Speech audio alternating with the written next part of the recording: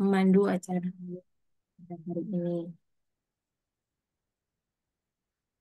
Puji dan syukur kita panjatkan kehadirat Tuhan Yang Maha Esa karena atas rahmatnya kita semua dapat berkumpul kembali di acara webinar strategi penulisan buku monograf yang diselenggarakan oleh IJMA pada hari ini, Sabtu 15 Maret 2025.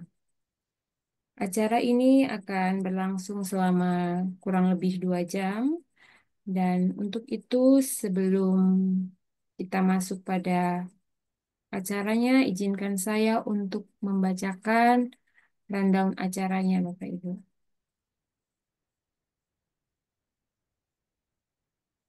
Ya, jadi acara kita pada hari ini akan diawali dengan pembukaan dan pembacaan doa. Selanjutnya menyanyikan lagu Indonesia Raya. Yang selanjutnya pembacaan profil IJMA, kemudian sambutan Ketua Umum IJMA, kemudian ada perkenalan moderator dan perkenalan pemateri, dan selanjutnya penyampaian materi dari Pak Prof. Kardoyo, dan sesi diskusi, selanjutnya sesi dokumentasi dan penutup. Ya, Bapak Ibu, demikian rangkaian acara kita pada hari ini. Kita langsung saja pada acara yang berikut, yaitu pembacaan doa. Untuk pembacaan doa ini kami minta kesediaan panitia yang sudah siap. Pak Sandy, disilakan Pak. Baik. Assalamualaikum warahmatullahi wabarakatuh. Selamat Salam. pagi dan salam sejahtera untuk kita semua. Sebelum memulai kegiatan di hari Sabtu pagi yang tenang ini, marilah kita sejenak menundukkan kepala, seraya memohon kepada Sang Pencipta demi kelancaran acara kita semua. Berdoa dimulai. Dengan nama Allah, Tuhan yang Maha Pengasih, lagi Maha Penyayang. Ya Allah, kami memohon kehadiran-Mu dalam webinar ini. Berikanlah kami kemampuan untuk dapat memahami dan mengambil manfaat dari materi yang akan disampaikan. Berikanlah kami kesabaran dan konsentrasi untuk mengikuti webinar ini dengan baik. Serta berikanlah kami hikmah dan ilmu yang bermanfaat dari kegiatan yang mulia ini. Ya Allah, ya Tuhan kami mengucapkan syukur atas kesempatan yang Engkau berikan untuk mengikuti webinar ini. Berikanlah kami kemampuan untuk dapat mengaplikasikan ilmu dan hikmah yang telah kami dapatkan, agar bermanfaat dalam kehidupan sehari-hari. Berikanlah kami kekuatan untuk mampu menjadi lebih baik dan bermanfaat bagi orang lain. Dan berikanlah kami perlindungan dari kesalahan dan kelemahan kami. Ya Allah, ya Tuhan kami, kabulkanlah doa kami. Amin. Berdoa selesai. Wassalamualaikum warahmatullahi wabarakatuh. Baik, selanjutnya kita menyanyikan lagu Indonesia Raya. Bapak Ibu sekalian, diharapkan untuk duduk tegak dan kita akan dipandu oleh operator.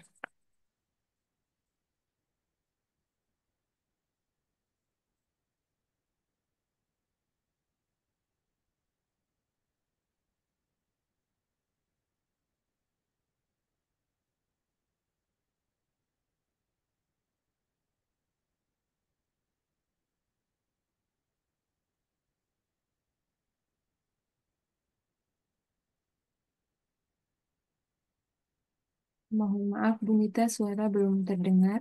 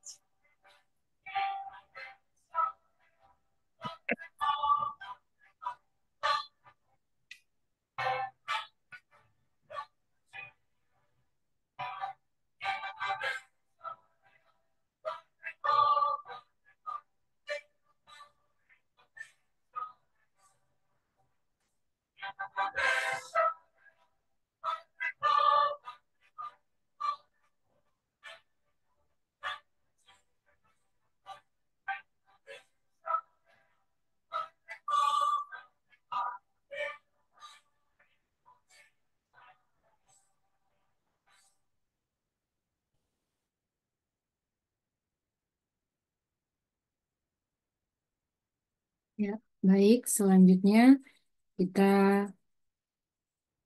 akan mendengarkan pembacaan profil Ijma kepada Ibu Ayu Puspitasari MAK, dipersilakan.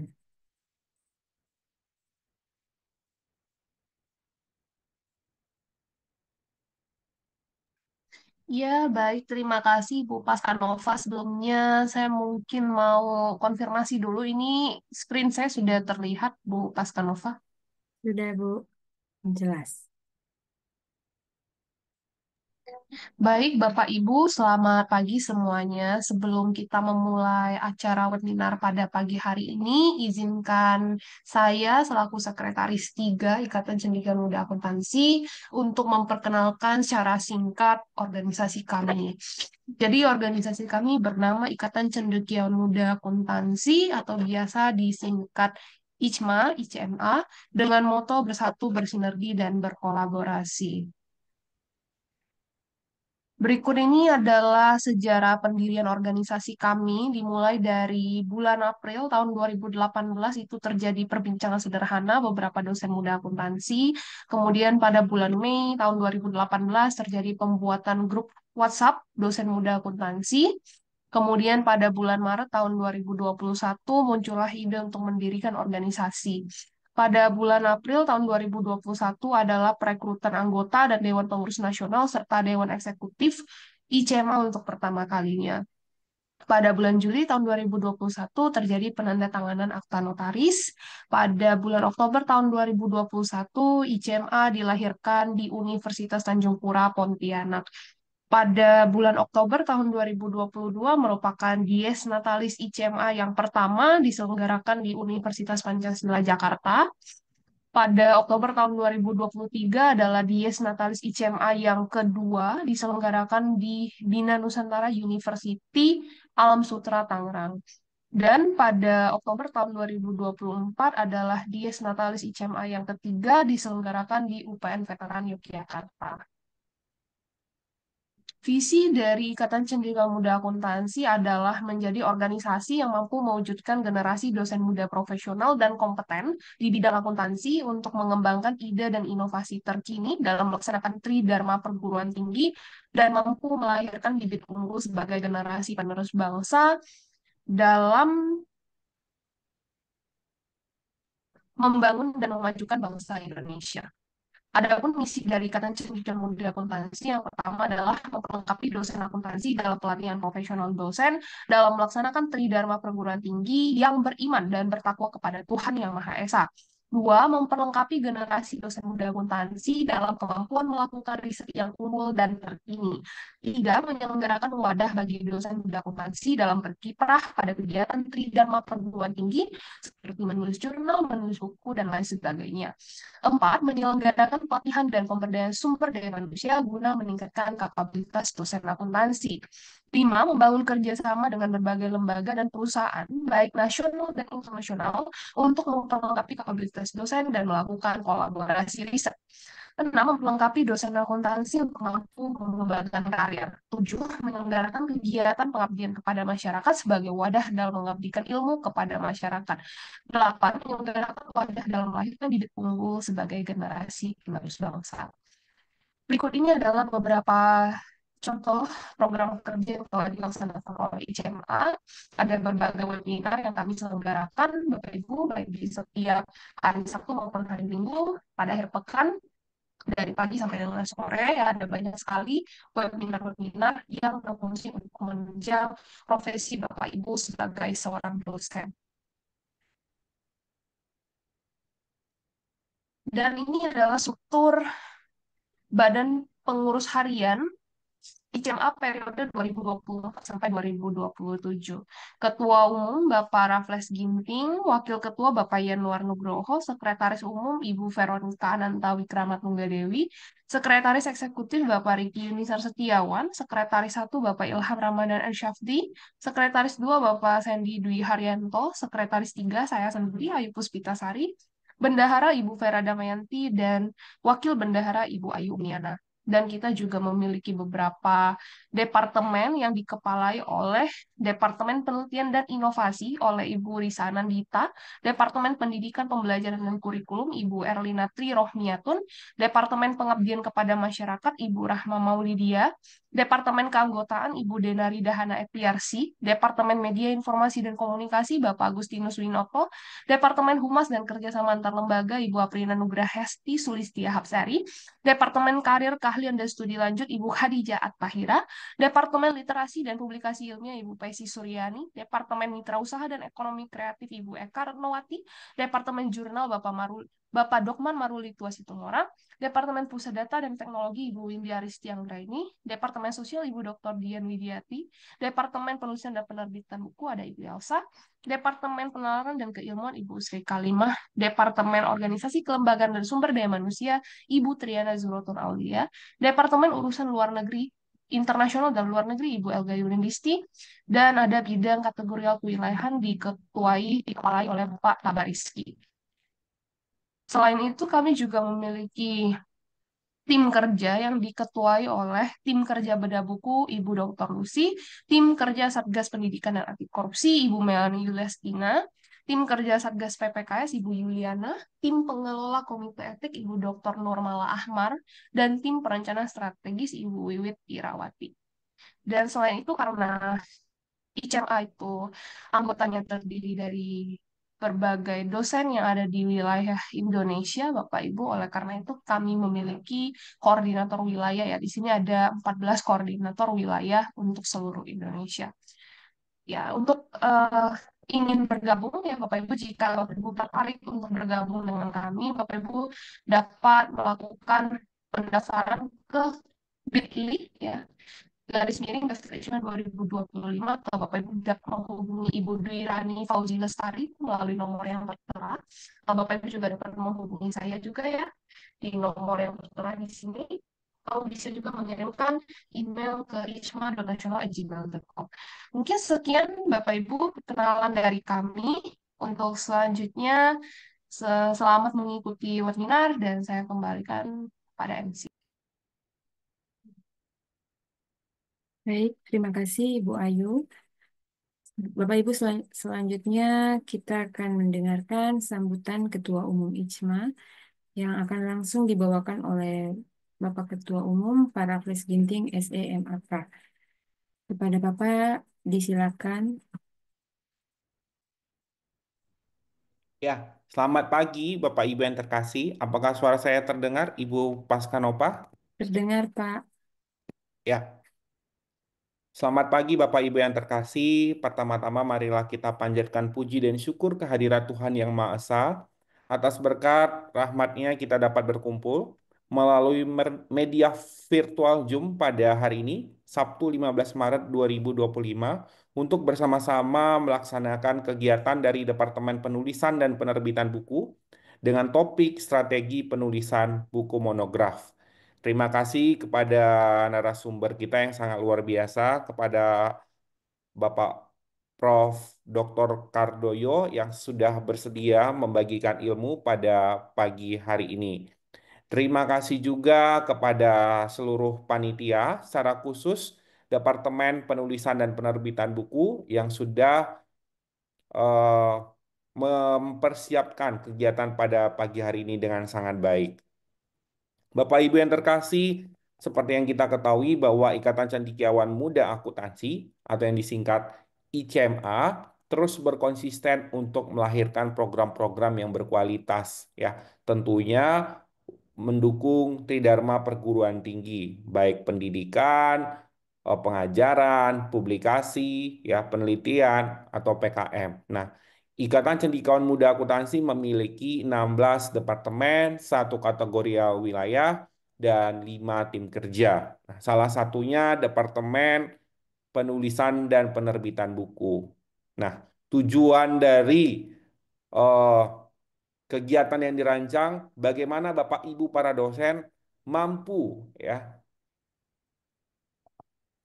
menulis buku ya Bapak Ibu, baik itu buku referensi, buku monograf, kemudian buku ajar ya, buku ajar, chapter book dan sebagainya, mampu menulis dengan baik ya. Kita harus paham dulu apa sih yang dimaksud dengan buku referensi, apa sih yang dimaksud dengan buku monograf, apa yang dimaksud dengan buku ajar.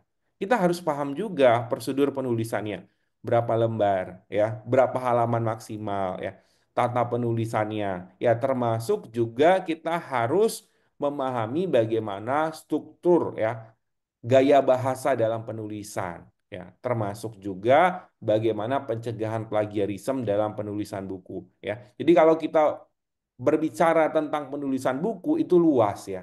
Jadi bukan hanya kita harus paham oh monograf seperti ini, kemudian eh, buku aja seperti ini, referensi seperti ini, tapi kita harus paham juga bagaimana membuat subbab ya, subbab dalam subbab atau topik-topik ya dalam buku yang akan kita rancang ya. Karena ketika kita menulis buku, harapannya buku itu bukan hanya kita sendiri yang baca. Benar ya, Bu? Seperti itu. Tapi buku itu dibaca oleh banyak orang ya. Untuk dapat buku itu dibaca oleh banyak orang, maka kita harus memunculkan ketertarikan ya. Sehingga yang membaca buku kita tertarik dengan buku yang kita tulis. Ya, jadi ilmu yang kita tuangkan dalam buku dapat dibaca banyak orang dan bermanfaat bagi banyak orang. Jadi ada apa ya namanya ya? Ada strateginya ya dalam memformulasikan penulisan buku seperti itu. Nah, hari ini secara khusus materi akan disampaikan oleh Bapak Profesor Dr. Kardoyo terkait dengan strategi penulisan buku monograf ya. Mungkin Bapak Ibu di sini belum pernah menulis buku monograf. Hari ini akan dibahas tuntas oleh narasumber kita. Apa sih buku monograf? Bagaimana prosedurnya? Tekniknya bagaimana? Ya. Bagaimana membuat buku monograf yang kita tulis supaya laku ya atau dilirik oleh para pembaca. Ya, mungkin itu saja yang dapat saya sampaikan. Harapannya dengan kegiatan pada pagi hari ini, Bapak Ibu mampu ya untuk menulis buku monograf ya. Sebelum mampu menulis harus paham dulu prosedurnya apa ya. Sehingga bisa menulis dan harapannya buku yang ditulis dapat laku ya, dapat dibaca oleh banyak orang. Mungkin itu saja yang dapat saya sampaikan. Akhir kata saya mengucapkan terima kasih. Dan dengan resmi kegiatan pada pagi hari ini, topik strategi penulisan buku monograf saya buka. Selamat berwebinar. Saya kembalikan kepada Ibu Dr. Paskanova Gainau selaku MC pada pagi hari ini. Baik, terima kasih Pak Ketum. Bapak Ibu sekalian, untuk tidak berlama-lama lagi, kita akan masuk pada acara inti. Eh, saya ingin memperkenalkan dulu moderator kita. Jadi acara ini akan dimoderatori oleh Ibu Fadila Purwitasari. Beliau adalah dosen akuntansi di Fakultas Ekonomi dan Bisnis Universitas Wijaya Kusuma, Surabaya. Langsung saja kepada Ibu Fadila, dipersilakan. Terima kasih Bu Paska atas perkenalannya. Langsung saja saya sampaikan untuk mempersingkat waktu, saya akan memperkenalkan Prof. Kardoyo. Izin share screen untuk CV beliau. Gitu.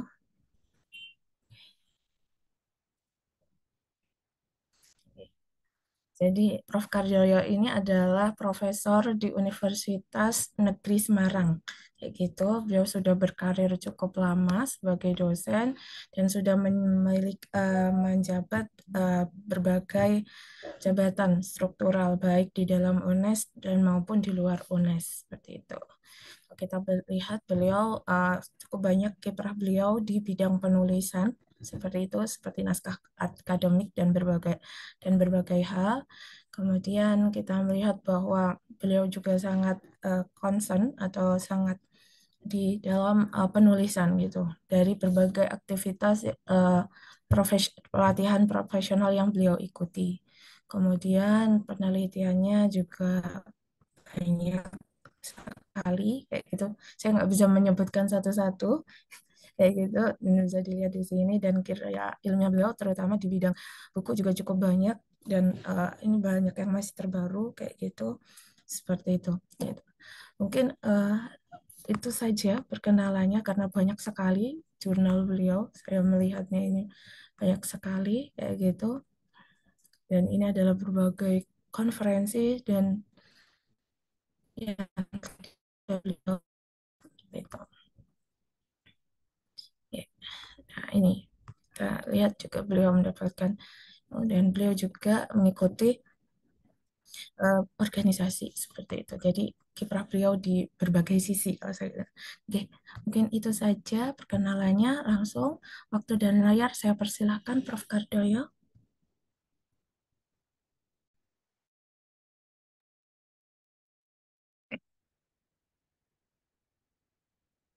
Assalamualaikum warahmatullahi wabarakatuh. Waalaikumsalam warahmatullahi wabarakatuh. Selamat pagi. Semoga Bapak Ibu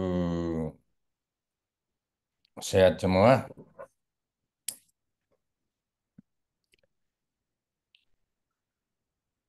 Saya mohon maaf, apa namanya, barusan diingatkan oleh Bu siapa tadi ya? Bita ya. Ini saya Prof. Nggak, kebetulan saya Fadila ya. sebelum Nggak, saya mohon maaf sebelumnya. Karena apa?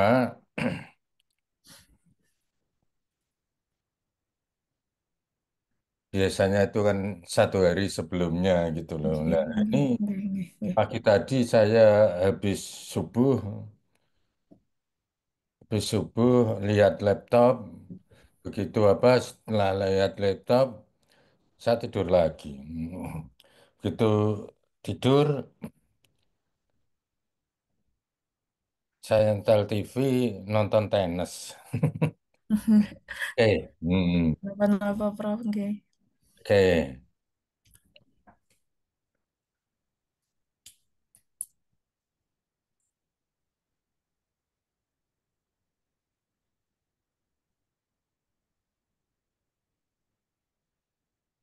Kelihatan Ibu Bapak ya. Nggak, sampun Prof.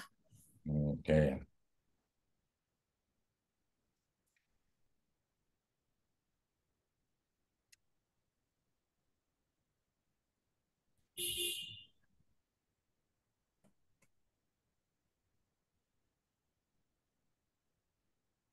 Tapi kok sayang ya. Ini yang on kamera hanya tiga, berarti saya kan hanya bicara dengan dua orang ya. Dengan dua orang, ah, rasanya gimana gitu loh. Tadi Bu Ayu Puspitasari ya memberi sambutan juga off camera. Pak Raffles Ginting juga setelah memberi sambutan juga off camera. Nah ini kan saya hanya berbicara dengan Bu Paskanova dan Bu Fadila ini. Nggak. Nah, padahal ICMA tadi kan katanya organisasi profesional gitu loh. Nah, ini kalau saya ngajar, begitu off camera saya remove. Ini Nggak. kan saya remove, saya keluarkan. Saya anggap tidak masuk. Tapi saya ini terundang gitu loh. Terundang apa? Tapi kok semuanya, nah, kalau saya yang menyediakan apa namanya Zoom ini langsung saya apa, langsung eh, saya remove gitu loh, saya keluarkan gitu.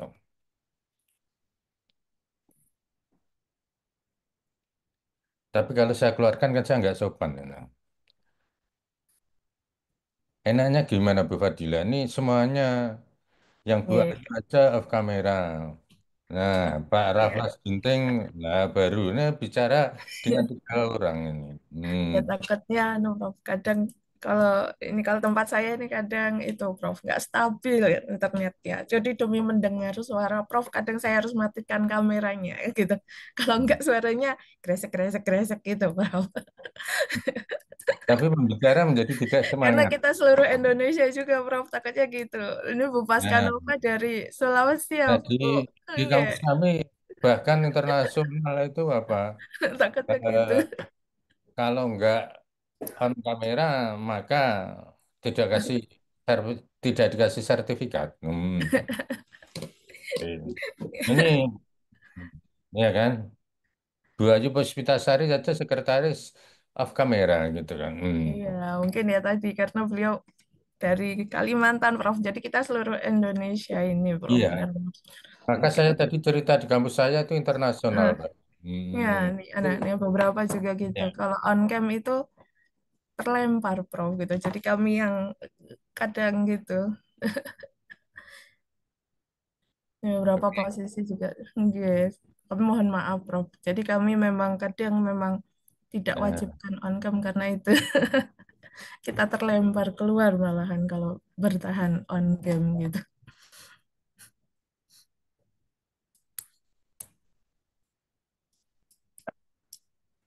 oke, ketika kita menulis buku, nah ada yang book chapter, ada yang buku.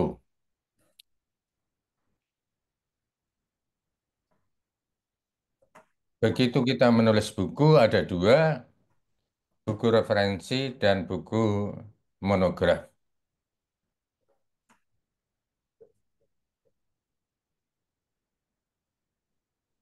Ketika kita menulis buku referensi, maka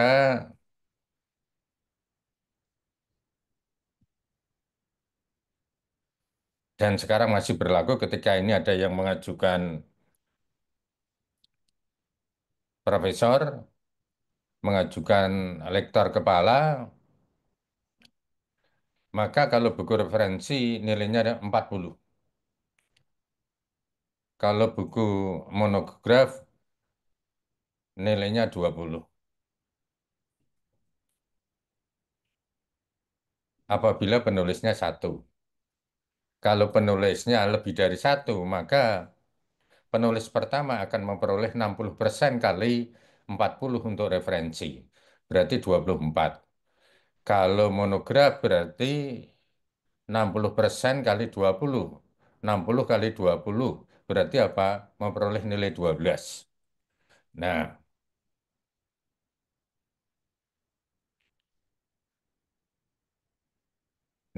maka ketika kita melakukan penelitian bisa menghasilkan satu artikel, bisa menghasilkan buku referensi.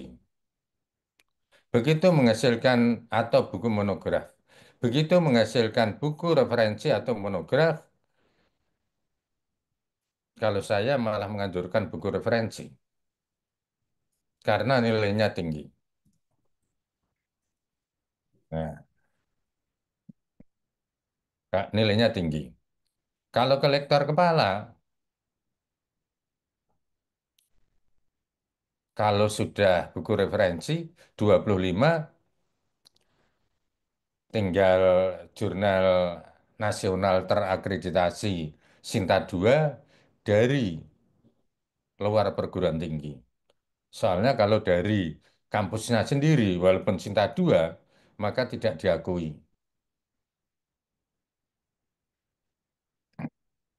Bu Fadila sudah lektor kepala, lektor apa asisten ahli? Saya masih AA, Prof. Berjuang ke lektor. Masih asisten ahli. Nah, Oke. tetapi ini juga bisa menutup nanti ketika naik ke lektor. Ketika naik ke lektor.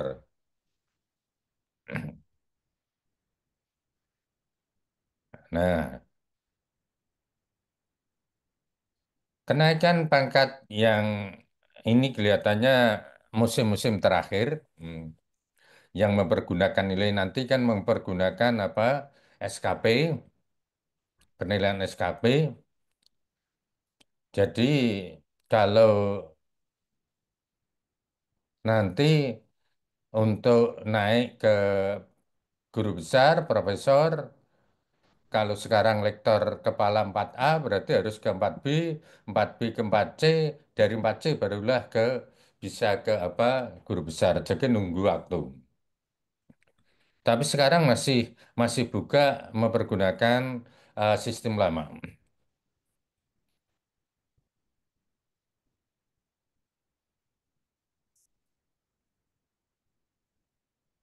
Nah, apa bedanya monograf dan referensi? Tadi ada perbedaan nilai. Oke. Monograf adalah suatu tulisan ilmiah dalam bentuk buku. Tentunya apa? Yang ISBN. Yang pembahasannya pada satu topik. Pada satu topik.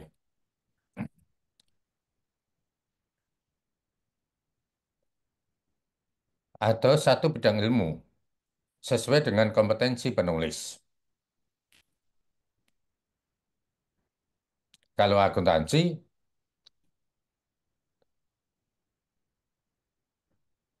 kalau referensi berarti apa? Akuntansi lembaga. Hmm. Akuntansi lembaga. Tapi kalau monograf berarti apa? Akuntansi BUMDes. Badan Usaha Milik Desa. Lebih spesifik.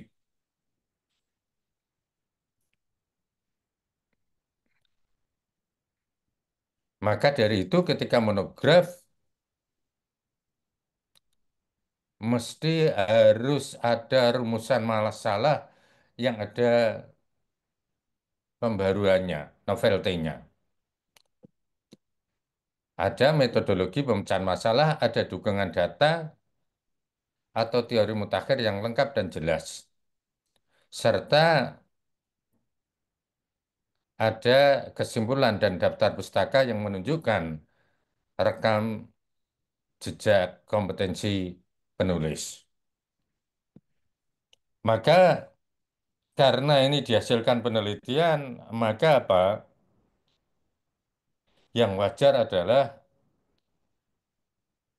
satu buku dalam waktu 1 tahun.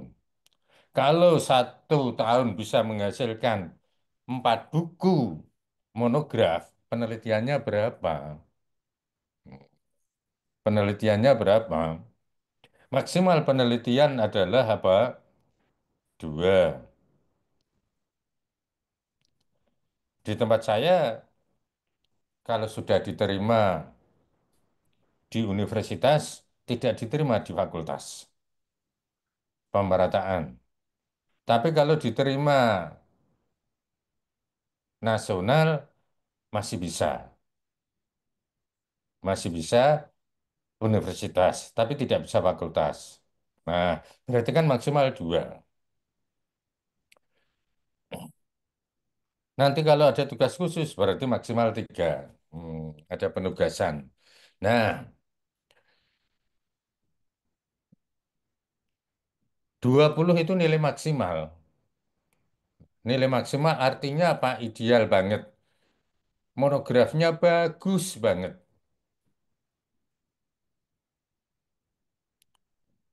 Ketika diajukan dalam kenaikan pangkat, ini kok tidak ada 100 halaman, maka nilainya berkurang. Ini kok banyak tipe-tipe gitu kan, nilainya berkurang.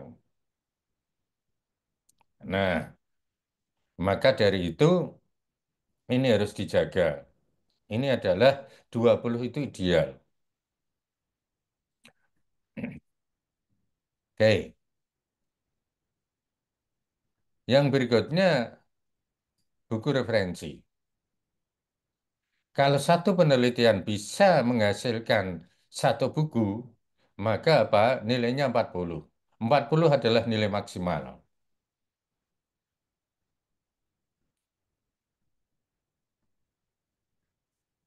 Nah, maka ketika saya melakukan penelitian tadi buku-buku, maka akan saya buat buku referensi. buku referensi.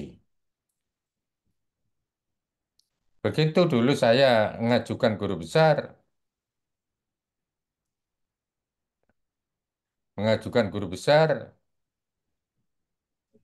disuruh menambah, suruh menambah. Alhamdulillah begitu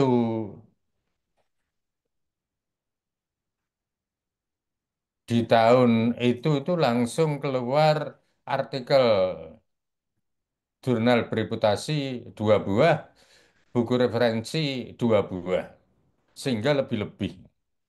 Nah, sehingga lebih-lebih. Nah, maka apa? Kalau buku referensi adalah lebih luas.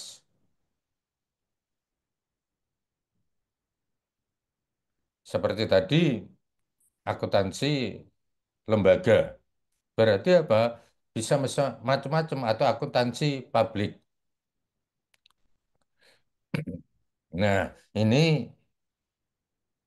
tapi kalau buku referensi adalah apa? Satu bidang. Hmm. Kalau ini adalah apa?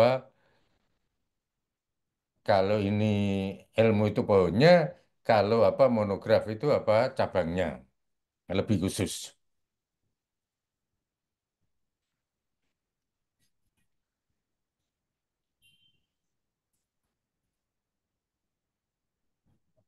Adanya rumusan masalah mengandung nilai kebaruan, metode pemecahan masalah, dukungan data dan teori mutakhir yang lengkap dan jelas serta kesimpulan dan daftar pustaka yang menunjukkan rekam jejak kompetensi penulis. Maka kalau menulis buku, maka apa disesuaikan dengan kompetensi kita. Kira-kira nanti mau jadi guru besar apa? Maka mulai dari asisten ahli harus sudah dirintis. Tempat kami sudah ada pemetaan supaya apa? Nanti itu tidak ada guru besar yang double. Misalnya saja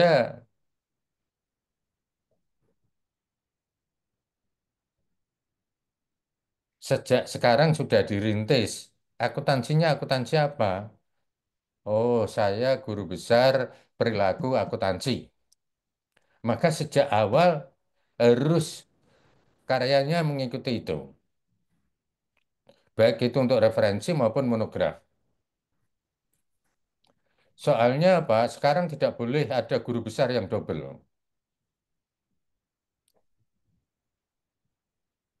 Tidak boleh ada guru besar yang double.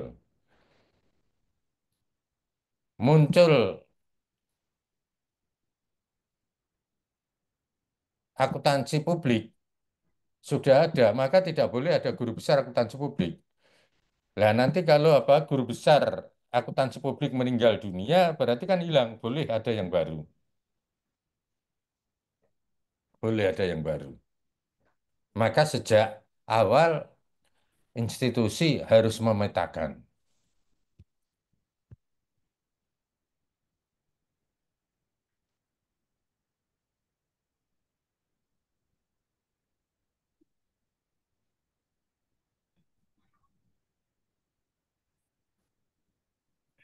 Oke.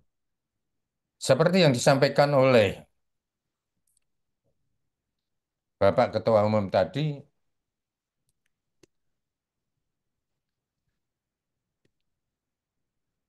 penulisan monograf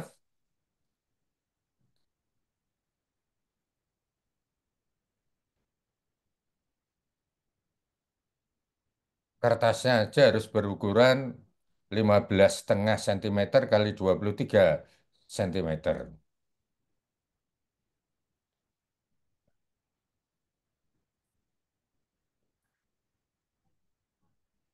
Kalau kecil banget berarti tidak memenuhi syarat.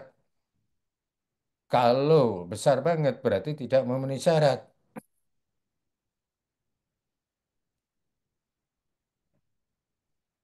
Nah, kemudian apa? Monograf itu marginnya Atas, topnya itu 2 cm, downnya itu 2 cm, kanan kiri 2 cm.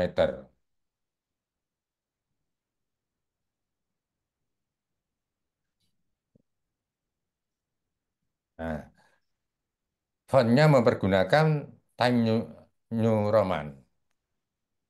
Size-nya 12. Sama dengan buku referensi. Termasuk spasinya 1,5.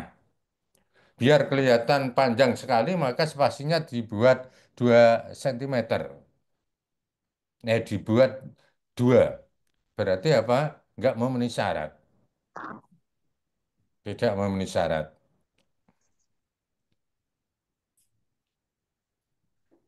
Nah, kalau monograf minimal 60 halaman. Di luar daftar pustaka. Di luar daftar isi yang ada apa? Halaman I, I2, I3, di luar itu. Di luar daftar pustaka, di luar lampiran, di luar glosarium, di luar. Nah, biasanya kan di belakang itu ada lampiran macam-macam. Nah, maka apa? Bab 1, bab 2 dan bab seterusnya itu 60 halaman. Kalau buku referensi 80 halaman.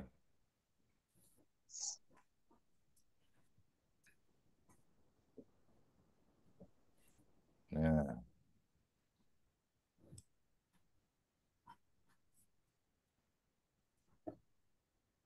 kemudian yang berikutnya kelengkapan monograf. Harus ada halaman judul dan penulis. Kalau di tempat kita, di tempat saya, ketika melakukan penelitian, itu tidak boleh sendiri. Harus ada partnernya. Ada first author, ada apa? Penulis yang lain. Berarti apa? Harus tercantum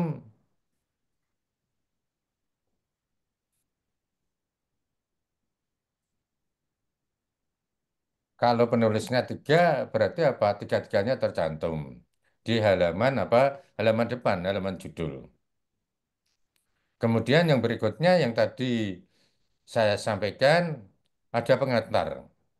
Informasi tentang penulis, peneliti yang dibahas, ucapan terima kasih dan lain-lain.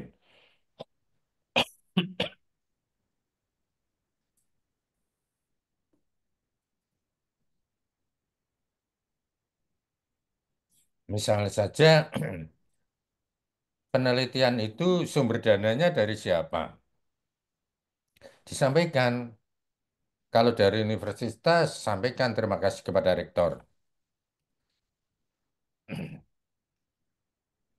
Kalau itu dari kementerian, sampaikan kepada direktur risetnya.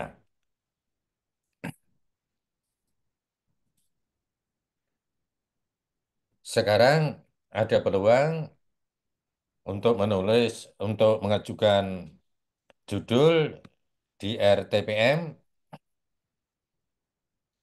Nah, maka Pak, sampaikan terima kasih nanti kalau menghasilkan buku referensi maupun monograf.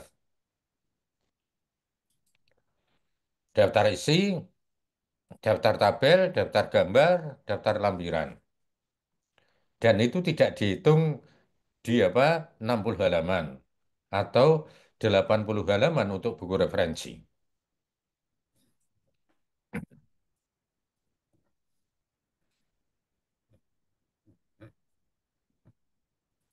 Oke,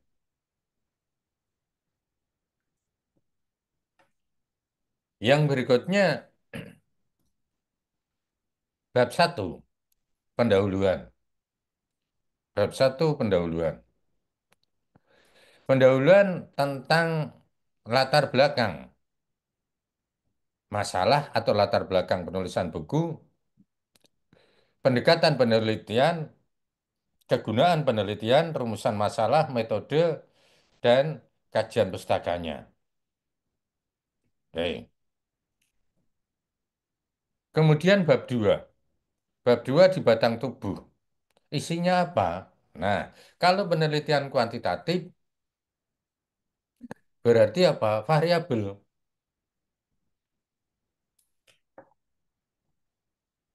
Ada berapa variabel?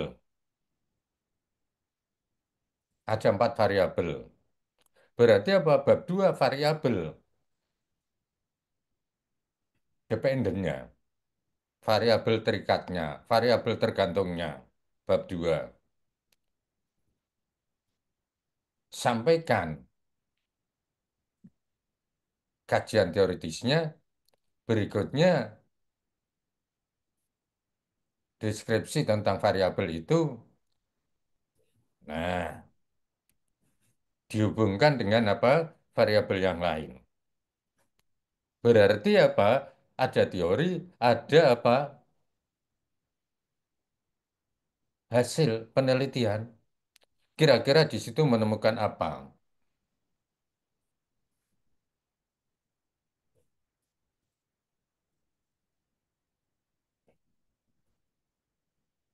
Ya, misal saja tujuan penelitiannya menghubungkan antara variabel bebas dan variabel terikat.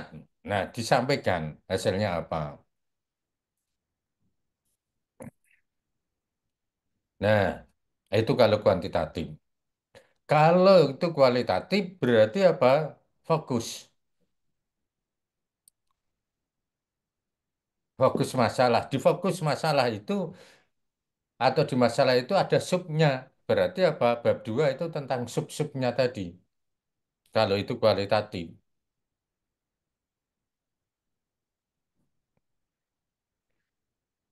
Ada yang bertanya kalau itu mix. Kalau mix kuantitatif dulu apa kualitatif dulu? Kalau kuantitatif dulu sampaikan kuantitatif. Kalau kualitatif dulu sampaikan kualitatif terlebih dahulu.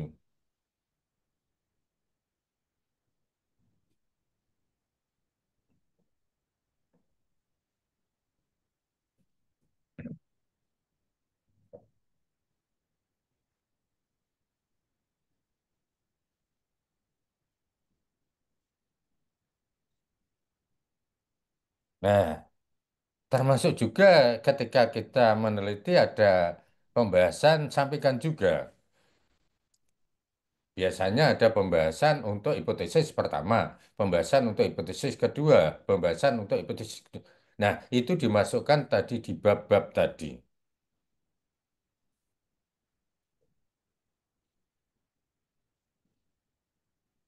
Oke, bab yang terakhir adalah kesimpulan.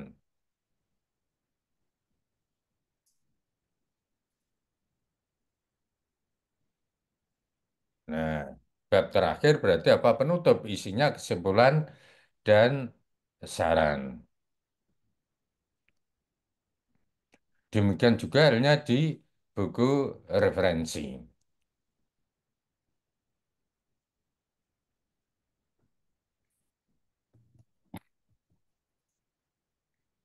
Yang berikutnya daftar pustaka, glosarium, dan apa? Indeks. Hal-hal yang mengandung kata kunci. Oke, jadi monograf 60 halaman, buku referensi 80 halaman.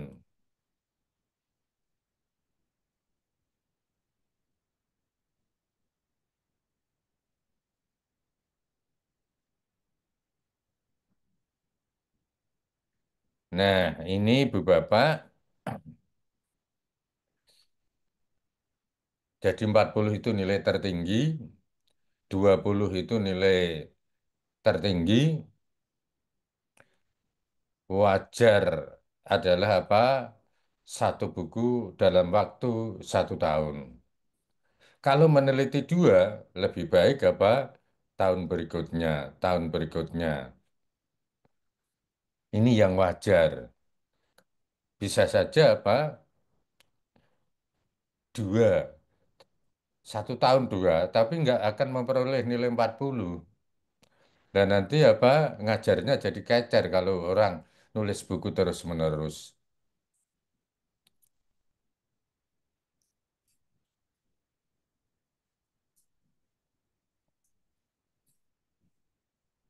Kalau buku referensi dan buku monograf itu masuk di penelitian, karya ilmiah. Tapi kalau buku ajar, diklat, itu masuk di pendidikan, di pembelajaran. Kalau buku ajar, nilainya 20, tidak berdasarkan penelitian. Saya di akuntansi ngajar ekonomi mikro, saya membuat buku ekonomi mikro. Nilainya 20, tapi masuknya di A, masuknya di pendidikan.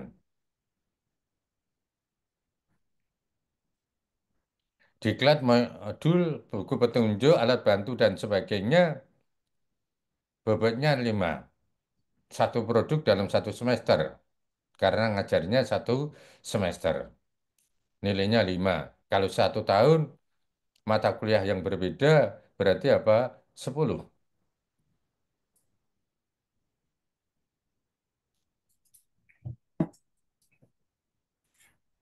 Ibu bapak, jadi kalau kita tidak menghasilkan, maka kita tidak akan naik pangkat.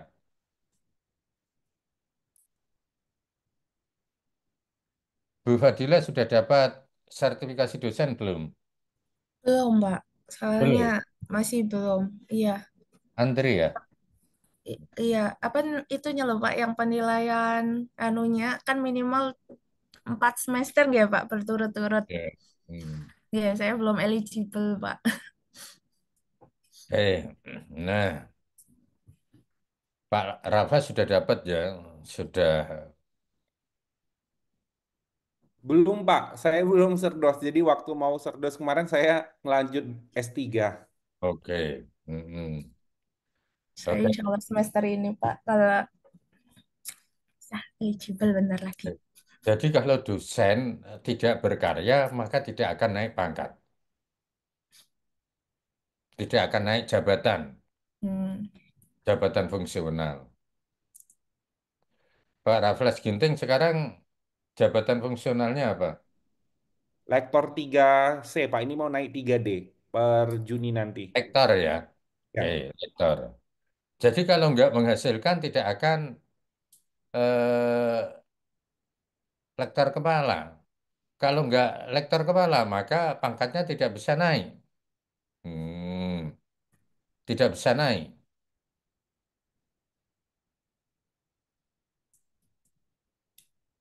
Oke, Pak, maka boleh harus tanya izin, Pak. berkarya. Hmm, Izin boleh tanya nggak, Pak? Oke, silahkan.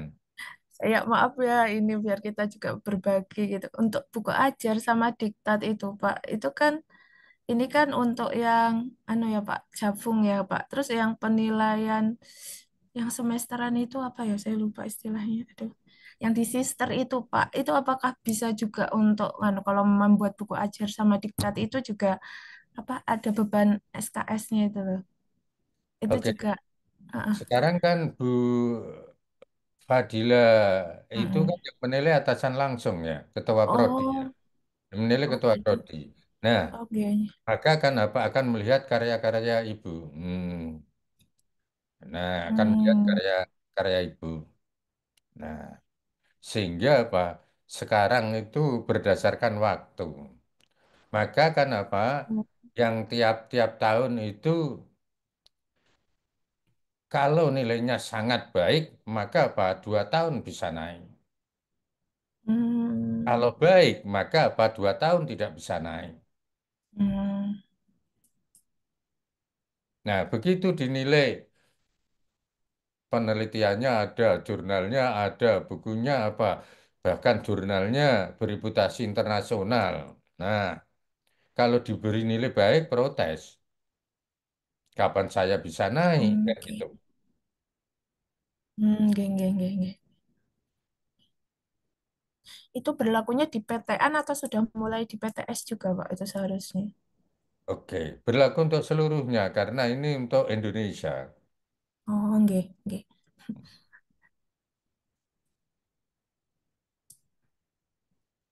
Enggak, Pak, bisa dilanjut. Nah, oke.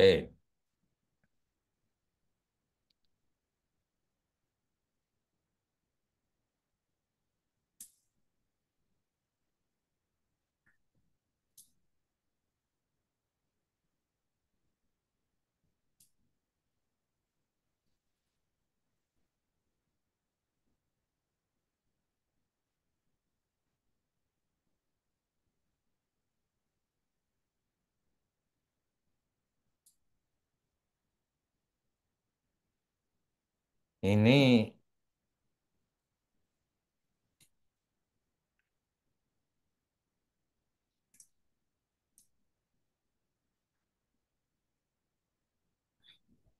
tingkatan penilaian. 80 halaman itu minimal. 60 halaman itu kan minimal. Kalau apa dibuat 100 halaman boleh nggak? Boleh.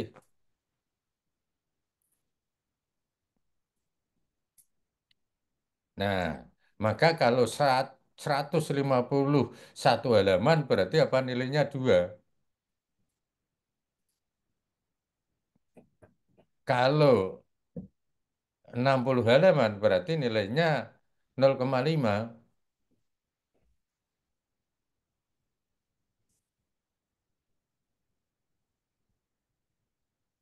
Kalau dibuat ukuran standar nilainya 2. Kalau tidak standar nilainya 1.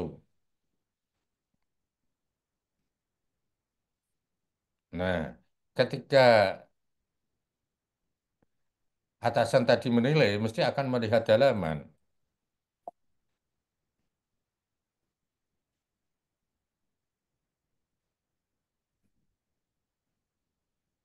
Nah, ini di monograf, sistematika pembahasan, kontribusi keilmuan, substansi satu bidang ilmu, maksimal 6. Kecukupan dan kemutakhiran data, ini maksimal 6 atau 30%.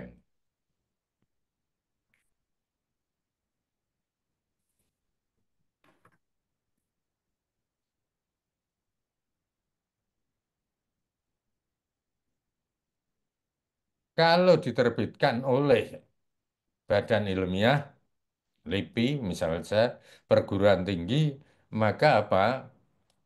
Maksimal 2. Tapi kalau penerbit komersial, seperti Erlangga, itu bobotnya hanya 1, nilainya 1.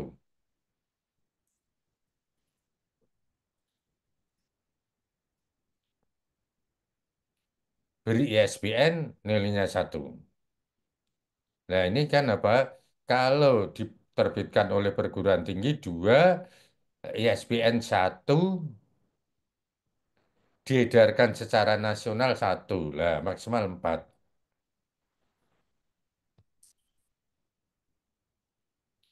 Nah ini kalau buku referensi.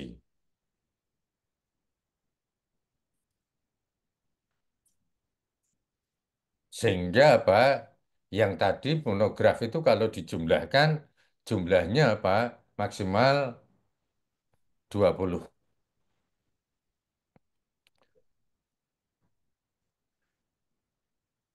Tapi kalau bukunya hanya ditaruh di laci, tidak ada yang baca, tidak bisa beredar secara nasional, maka kan nanti nilainya akan melorot. Ini yang buku referensi.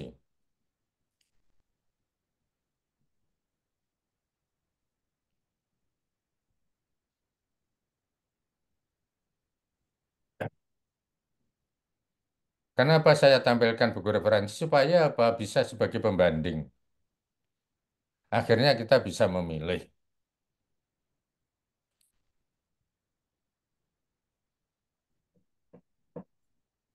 Kalau ada tuntutan, kalau kita melakukan penelitian adalah khusus satu bidang, maka apa? Jadilah monograf.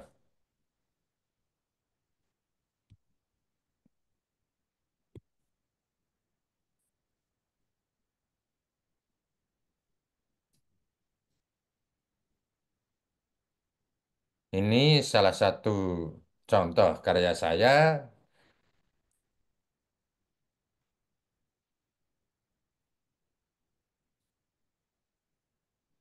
Judulnya nggak ada ya. Hmm. Ini saya buat buku referensi.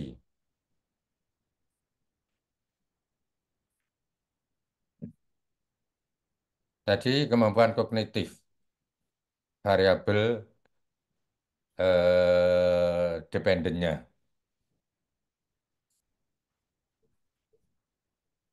Ini latar belakang, ini apa? Perkembangan atau apa? Di B ini perkembangan kemampuan kognitif di Indonesia dan negara-negara lain. Nah, bab 3 variabel berikutnya. Bab 4 variabel berikutnya, variabel bebas. Bab 5 variabel komunikasi.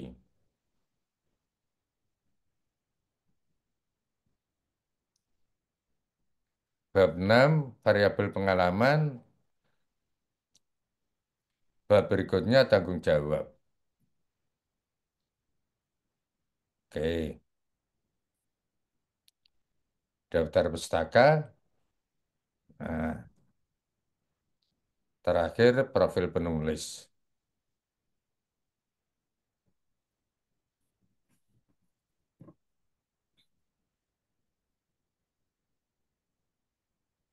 Nah, ini apa formatnya? Ah, bagian luar itu seperti judul tadi. Ini yang apa? Ada pendahuluan, ada batang tubuh, ada penutup.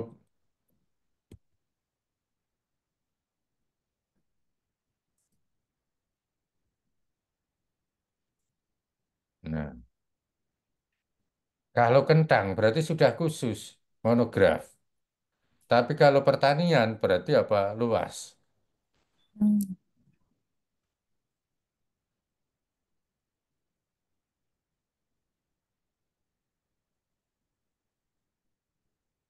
Nah, cover depan, judul utama, nama penulis, nama penerbit.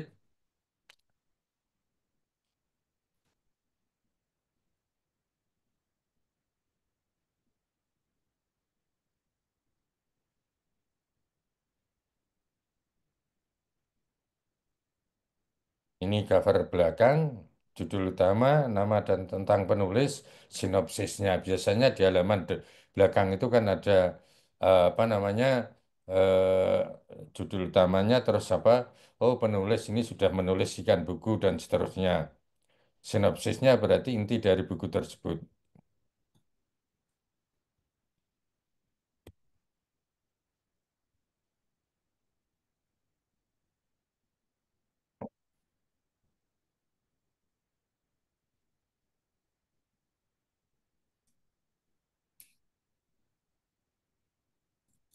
Oke, itu Ibu Bapak. Yang berikutnya bisa dipelajari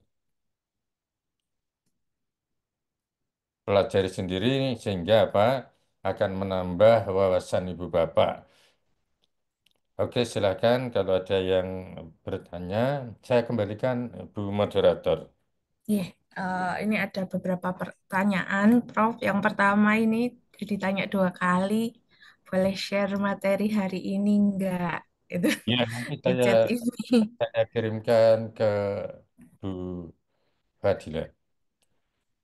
Enggak. Nah, enggak. Itu. Terima kasih, Prof. Enggak. Yang kedua Nanti kalau pertanyaannya. kalau apa tidak dikirim, saya nggak usah dikasih sertifikat. Hmm. Biasanya saya harus Pak mengingatkan. Rames nanti Sertifikatnya negonya mana sama Pak sebagai Rames. juru bicara. Oke. Ya, yang kedua, Sudah Prof, baca ini ada pertanyaan. email dari fakultas ya Bu ya? Iya, iya, Prof. Iya, iya, sudah. Ada surat tugas kok, sudah. Oke. Ya, ya. Nah, Nah, nanti apa terus, itu oke. nanti apa terus sertifikatnya dikirim ke saya sebagai Oke. apa ya Yes. pembicara tuh. Booking, oke. Oke. Yang kedua ini adalah eh, dari Budina, jika dari disertasi gitu, lebih baik itu buku yang ditulis itu apa, Prof? Apakah monograf atau menjadi buku monograf atau menjadi buku referensi? Gitu. Oke, Kemudian kira-kira susunan dari bukunya seperti disertasi apa? ya. Nggih, Hmm, disertasi. oke, sudah Bu? Sama ada satu pertanyaan dari saya, Prof, sebenarnya. Ini pertanyaan anu mungkin untuk menambah apa biar lebih diskusinya lebih lebar gitu. Kalau misalnya saya membuat beberapa rangkaian penelitian, jadi penelitian yang mungkin menggunakan satu variabel dependen, tapi variabel independennya berbeda-beda gitu.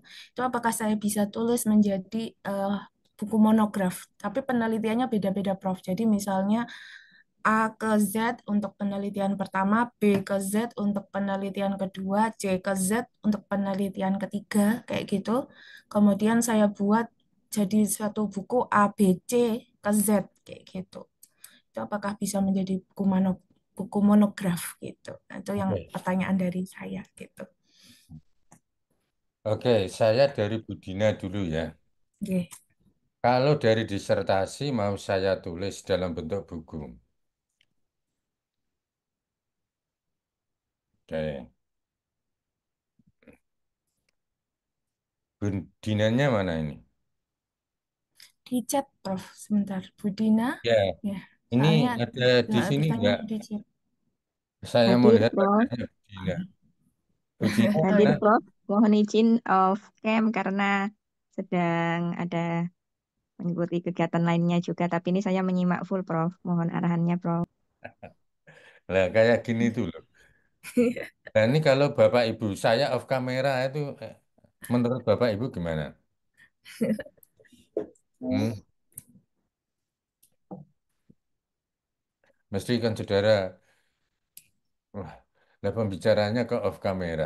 Oke, gini, disertasi kalau mau diterbitkan buku, maka nanti tidak ada nilainya. Karena nanti apa, ketika ibu bapak naik pangkat, ijazahnya kan dipakai. Ijazahnya dipakai.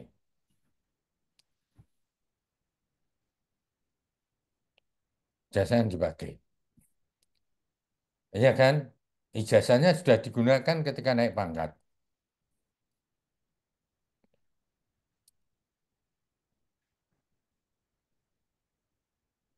Contoh,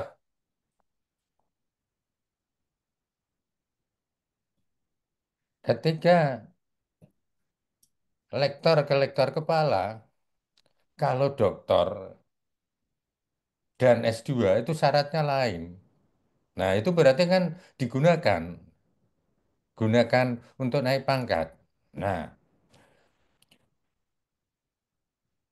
ada beberapa perguruan tinggi ketika ujian doktor itu harus apa disertasinya sudah jadi buku. Harus sudah jadi buku. Nah, makanya bukunya monograf apa buku referensi. Seperti awal tadi saya sampaikan, buatlah yang umum sehingga jadi buku referensi. Kalau khusus satu bidang, maka apa? Jadilah buku monograf.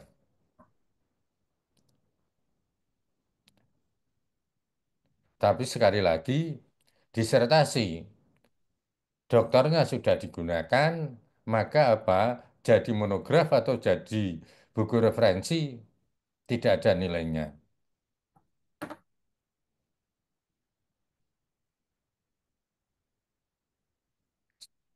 Jelas ya Ibu Bapak? Nah, hmm. Karena apa? Ijazahnya sudah kepakai. Hmm. Oke. Kemudian Bu Fadila, penelitiannya 3 tadi ya Bu ya? Iya, contohnya 3, Prof. Penelitiannya 3, judulnya hampir sama tetapi tidak sama. Variabel independennya yang beda. Variabel independennya yang beda. Nah, Dependennya sama gitu. Jadi kayak dependennya sama. serangkaian penelitian gitu, Prof. Oke. Nah, maka seperti tadi, bisa dibuat satu buku. Malah apa? Itu yang seharusnya.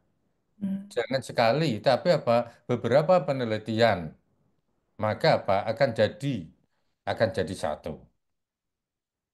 Akan jadi apa? Satu. Sehingga apa? Tadi kan apa? Yang wajar itu apa? 1 tahun, satu buku. Nah, kan gitu kan? Nah, oke. Nah, sekali lagi, menurut saya lebih baik kan referensi, apalagi sudah 3 kali penelitian, itu berarti kan lebih luas lagi. Oke, permintaannya adalah apa strategi penulisan monograf, tapi sekaligus saya sampaikan apa referensi. No, minta satu, saya kasih 2. Kasih banyak, Prof. Oke. Oke. Mungkin ada pertanyaan lain dari peserta lain, bisa raise hand kalau memang mau. Izin bertanya. Oke, monggo Pak. Ya, selamat siang, moderator. Prof, Oke. saya Sulis dari Semarang, Prof. Dari mana, Pak? Dari Unika Sugiyo Pranoto, Prof. Universitas Sugiyo Pranoto. Nah, Ya, dekat. ada 2 pertanyaan, Prof. Ya, Yang pertama, kalau kita punya, katakanlah, Prof, saya dulu waktu S2 itu membuat tesis ya, ya, kemudian topik dari tesis itu kemudian dikembangkan menjadi sebuah buku. Jadi bukan tesisnya yang dibuat menjadi buku, tapi topik utamanya kemudian saya kembangkan lagi akan menghasilkan sebuah buku. Itu kemudian perlakuannya gimana, Prof? Yang pertama. Kemudian yang kedua, kalau kita sebagai dosen tentunya pengalaman katakanlah, Prof ya, jadi konsultan. Nah, kalau kita punya pengalaman jadi konsultan, ya, kemudian pengalaman itu kita bukukan, ya, menjadi katakanlah referensi dalam mata kuliah yang kita pegang, itu perlakuannya juga gimana, Prof? Nanti kalau kita gunakan untuk mengurus kepangkatan. Terima kasih, Prof. Selamat siang. oke, oke. Yang kedua, kalau kita punya pengalaman tidak dilakukan penelitian, maka nanti jadinya buku ajar. Buku ajar itu masuknya di pendidikan, bukan di karya ilmiah. Gitu ya, Pak ya. Oh, Oke, siap. oke. Yang pertama,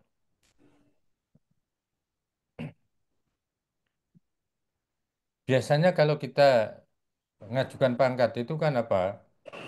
Asesornya itu kan apa?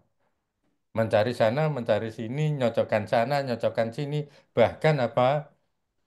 Karya Bapak itu akan dimasukkan ke Turnitin sampai sejauh mana tingkat kesamaannya. Wah, ternyata tingkat kesamaannya 30%. Ah, dari tesis Bapak. Dari tesis Bapak. Nah, tingkat kesamaannya. Nah, akhirnya penilai akan melihat, wah lah kok ini sampai 30% tingkat kesamaannya. Nah, akhirnya apa? Akan dinilai rendah. Akan dinilai rendah. Untuk itu, seperti yang saya sampaikan tadi, kita itu harus jeli. Bahkan apa? Pengalaman Loh, ini kan sudah pernah dibahas di tesis, sudah pernah dibahas di disertasi. Ini kan berarti apa? Bagian dari tesis atau bagian dari disertasi. Kalau penilai akhirnya kenapa mencoret gitu, Pak? Mencoret. Nah, begitu mencoret kenapa? Catatannya tidak memenuhi syarat sebagai karya ilmiah. Oke? Nah, untuk itu saya beri contoh konkret. Hmm. Disertasi atau tesis itu namanya dosen itu kan kreatif ya Pak. Kreatif. Diturunkan menjadi beberapa buku atau menjadi beberapa artikel. Akhirnya evaluator lah. Ini kan ijazahnya sudah digunakan untuk naik. Hmm.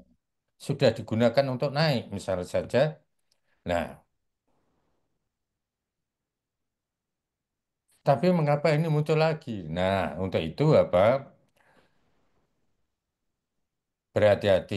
Kadangkala ada yang nggak ketangkep. Kadangkala ada yang ketangkep.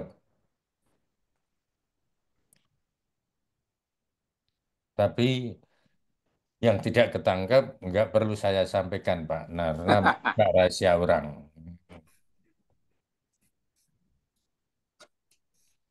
Saya ambil contoh begini ya, Pak. Untuk naik ke guru besar, itu harus lulus dari apa? Dokter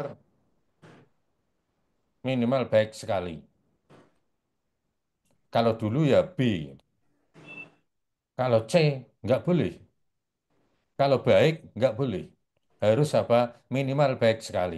Di atas baik sekali itu unggul-unggul nggak dimasalahkan. Tetapi ada yang apa? Loh, saya kan dari perguruan tinggi unggul, walaupun prodinya apa? Prodinya C. Saya kan dari perguruan tinggi A akreditasinya. Nah, maka berhati-hati ketika apa yang masih S2 nanti daftar S3. Yakinkan. Kalau sekarang berarti apa? Unggul berarti harus baik sekali. Kalau belum baik sekali, nunggu baik sekali. Nunggu akreditasinya.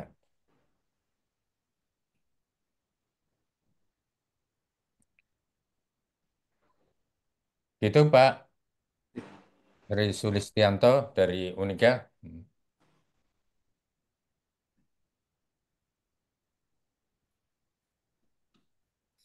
Terima kasih Pak Sri Sulistianto. Gitu. Ada peserta lain kira-kira yang mau bertanya lagi?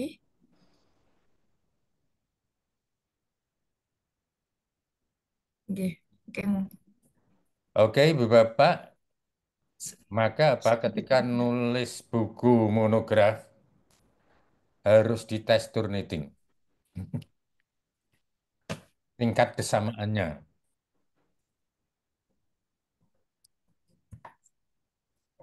Jangan sampai apa, wah dulu sudah pernah nulis nih nulis lagi. Tingkat kesamaannya apa sampai 30%.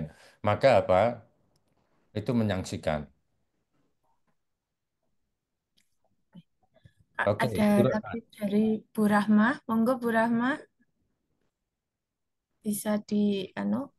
Iya, Oke, monggo. izin bertanya tadi kan membedakan antara referensi sama monograf nih.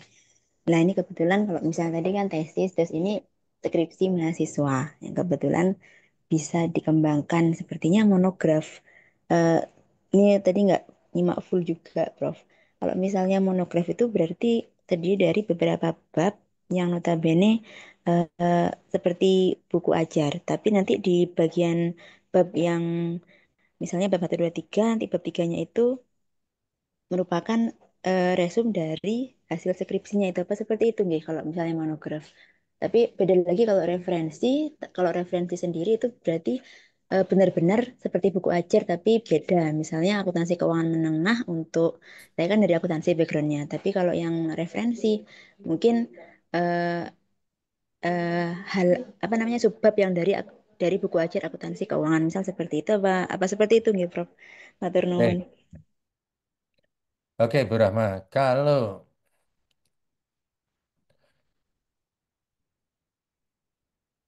kalau buku referensi itu apa pertanian, tapi kalau monograf itu apa kentang, nah gitu kan, nah lebih khusus lagi. Hmm, Nah, kalau akuntansi ya akuntansi kelembagaan umum sekali itu referensi. Tapi kalau monograf akuntansi keuangan BUMDes satu bidang yaitu hanya apa badan usaha milik desa. Tadi Bu Rahma menyebut buku ajar lain Bu.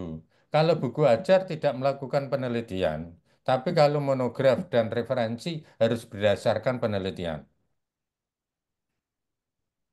Soalnya tadi di bab satu tadi termasuk ada rumusan masalah. Jelas Bu Rahma?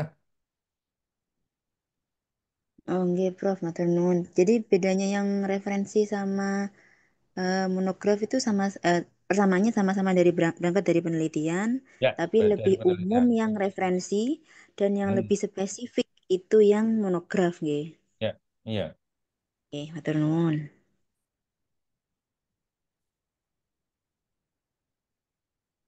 Oke Bu, saya kira dari saya sudah cukup. Oke. Saya kembalikan kepada Bu Fadila. Oke, terima kasih banyak Prof gitu. Mungkin sedikit saya simpulkan dari apa namanya topik bahasan hari ini. Jadi buku monograf itu sebenarnya biasanya berasal dari hasil penelitian dan dikhususkan pada satu tema tertentu gitu. Nah, kemudian untuk perbandingan tadi Prof. Kardoyo menjelaskan bahwa kalau untuk buku referensi eh, apa namanya adalah sama, mirip, hanya saja temanya lebih luas gitu. Mungkin beberapa kumpulan dari tema-tema tertentu gitu. Gitu. Mungkin begitu ya Prof kesimpulannya. Ya. Gitu. Mungkin saya nih. Kemudian untuk Referensi kumpulan dari apa tema-tema materi saya tertentu ya. akhiri sampai di sini. Gimana Bu? Tadi Mbak bilang referensi kumpulan dari tema-tema tertentu ya. Kata Prof Karena tadi Kak tadi kata ya lebih luas. Dari Prof Kardoyo tadi lebih luas kayak gitu. Jadi misalnya pertanian tadi untuk referensi. Nah, untuk yang buku monograf itu misalnya membahas tentang pertanian kentang gitu. Jadi kan kalau kita bisa bilang kalau untuk buku referensi bisa pertanian kentang, pertanian wortel gitu dan pertanian cabai kayak gitu Bu, gitu maksud saya gitu. tema-tema yang tema-tema yang lebih luas. Bagaimana caranya penelitian dijadikan selesai nggak Pak? Tadi katanya dari hasil penelitian. Bagaimana? Oke, tadi dijelaskan sama Prof. Kardoyo di awal bahwa ada itunya Bu, ada urutannya untuk buku referensi, ada batang tubuhnya harus ada. Nanti kami share untuk buku apa materinya. Oh Jadi iya, kami untuk tunggu materinya. Makasih. nggih, sama-sama Bu, nggih, kayak gitu. Mungkin untuk materi kayak gitu untuk materi hari ini saya cukupkan sampai di sini. Saya kembalikan lagi waktu dan layar kepada Bu Askanova. Oke. Baik, terima kasih Ibu Fadila yang telah memoderatori webinar kita. Terima kasih juga kepada Prof. Kartoyo atas materi yang sangat uh, memberikan wawasan bagi kami semua. Bapak Ibu sekalian, ini kita sudah tiba pada penghujung acara. Untuk itu, kami perlu mendokumentasikan kegiatan ini. Mohon Bapak Ibu on kamera sehingga operator bisa mengambil gambar. Saya akan beri aba-aba karena ini ada 3 layar. Jadi, apakah operator sudah siap, Ibu Anita? Sudah, Bu. Ya. Ya, baik Bapak Ibu, saya akan hitung untuk layar pertama. 1, 2, 3. Ya, untuk layar kedua. 1, 2, 3. Untuk layar terakhir. 1, 2, 3. Ya, baik Bapak Ibu. Dengan berakhirnya sesi dokumentasi tadi, maka berakhir juga acara webinar kita pada hari ini. Sekali lagi kami mengucapkan terima kasih kepada seluruh peserta yang sudah mengikuti dari awal sampai akhir. Kami juga mengucapkan banyak terima kasih kepada Prof. Kardoyo yang sudah memberikan materi yang sangat bermanfaat bagi kami, juga kepada Ibu Moderator yang sudah memimpin acara webinar ini. Kami memohon maaf sebesar-besarnya apabila terdapat kesalahan selama acara ini berlangsung. Akhir kata, kami ucapkan banyak terima kasih dan selamat menjalankan ibadah puasa bagi Bapak Ibu sekalian yang menjalankan. Dan sampai bertemu kembali di lain kesempatan. Saya MC pamit dari acara ini. Selamat siang semua Bapak Ibu. Oke, saya Siang, terima kasih Prof. Selamat Kardoyo, siang. terima kasih Terima kasih banyak, semuanya. Prof. Terima kasih dan teman-teman.